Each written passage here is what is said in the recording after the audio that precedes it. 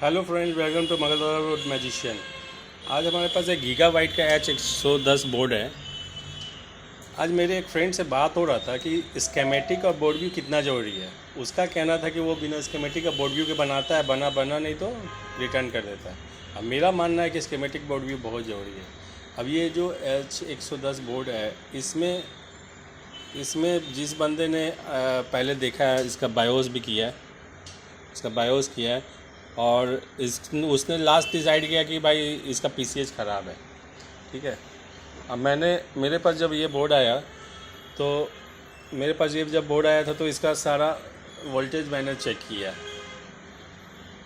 मुझे भी शायद नहीं मिलता अगर स्कीमेटिक डायग्राम नहीं होता तो, इसलिए मेरे हिसाब से स्कीमेटिक डायग्राम बहुत ज़रूरी है। आइए देखते हैं हम लोग। यहाँ पे एक 2 मॉसफेट मिला। मैं जब वोल्टेज चेक कर रहा था तो ये 2 मॉसफेट मिला। एक मॉसफेट के ड्रेन पर VDD-Q रैम वोल्टेज आता है और दूसरे साइड में VCC-IO और दूसरे में VDD-Q और VCC ऐसे बनता है। ये वाले में VCC ऐसे। ये इस मॉसफेट पर तो सब कुछ बन रहा था।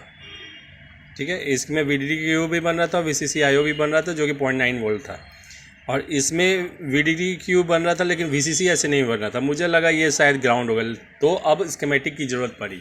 आइए हम लोग स्कीमेटिक में देखते हैं। ये जो नंबर है यहाँ पे DC-Q1 है। ठीक है, DC-Q1 है। ये देखें हम लोग, मैंने इसका डायग्राम खोल रखा है। ये DC-Q1 देखिए। DC-Q1 यहाँ पे DD-Q1 है।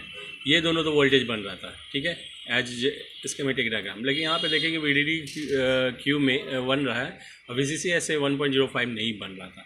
क्यों नहीं बन रहा था? यहाँ पे एक कंपरेटर का यूज़ किया गया, ऑपरेशनल एम्पलीफायर का यूज़ किया गया, जिसकी मदद से इसके गेट को कंट्रोल किया जाता है और यहाँ पे 1.05 वोल्ट बनाया जाता है। आप देख सकते हैं 1.05 वोल्ट बनाया जाता है ऑपरेशनल एम्पलीफायर की तरह। ये मतलब इसके गेट को कंट्रोल किया गया।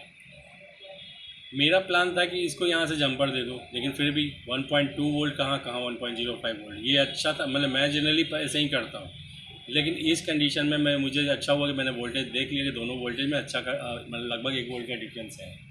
ठीक है, तो मैंने सोचा कि क्यों ना, जब मतलब इसके गेट पर मैंने जब वोल्टेज चेक किया तो गेट पर 0 वोल्ट बन रहा था। तो अब इसलिए 0 वोल्ट बन रहा है तो ये वोल्टेज ट्रांसफ़र करेगा ही नहीं, है ना, नहीं करेगा। तो हम लोग क्या कर रहे थे, इसके गेट को मैंने चेक किया, VCC-IO वाले के गेट को चेक किया तो देखा मैंने 3 वोल्ट गेट पर बन रहा है, जो इसके गेट को कंट्रोल करके बना दे रहा है।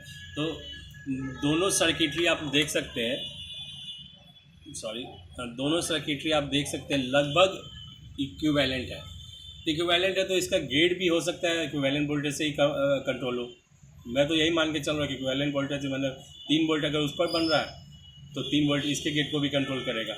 तो क्यों ना, पहले मैंने गेट का इम्पीडेंस चेक किया कि कहीं गेट तो शॉर्ट नहीं है जो वोल्टेज ड्रॉप कर दे रहा हो।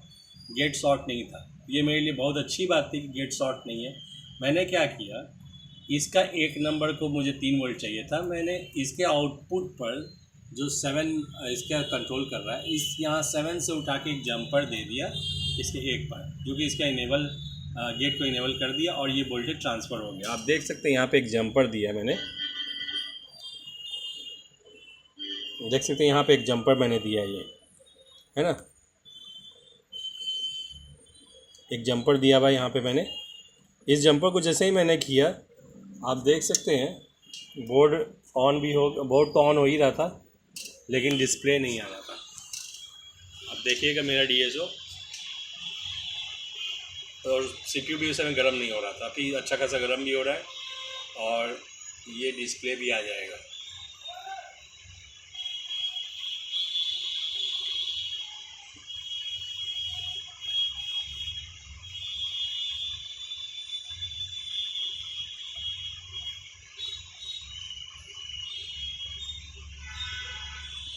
ओ सॉरी, मैंने DSO लगाया ही नहीं है, आई एम सॉरी। आप देख सकते हैं डिस्प्ले आ गया। एग्जैक्टली मैं यही समझाना चाह रहा हूँ कि स्कीमेटिक कितना ज़रूरी है। ये तो मैंने जुगाड़ किया और कस्टमर को मैं चाहूँ तो ऐसे ही दे सकता हूँ। थोड़ा जूम कर देता हूँ। ये जो मैंने जंपर मारा है ये मैंने ऐसे ही किया, कस्टमर को ऐसे भी दे सकता हूँ, लेकिन मैं सोच रहा हूँ कि इसको इसको चेक करता हूँ। हो सकता है कि जब इस ऑपरेशनल एम्पलीफायर के दो और तीन दोनों पर जब वोल्टेज नहीं बन रहा है, 2 और 3 पर वोल्टेज नहीं बन रहा है, तो एक काम करते हैं, मुझे दोनों पर इम्पीडेंस चेक कर लेते हैं। और मैंने चेक किया भी, ये दोनों का इम्पीडेंस नियरली 2 का इम्पीडेंस तो ठीक ठाक है, लेकिन 3 का इम्पीडेंस जो है बहुत कम है, मतलब 6-7 के आसपास दिखा रहा है। और मैंने यहाँ पे देखा DCC1 जो लगा हुआ है कैपेसिटर, यहाँ पे एक रस्टिंग भी मुझे दिख रहा है DCC1 के ऊपर।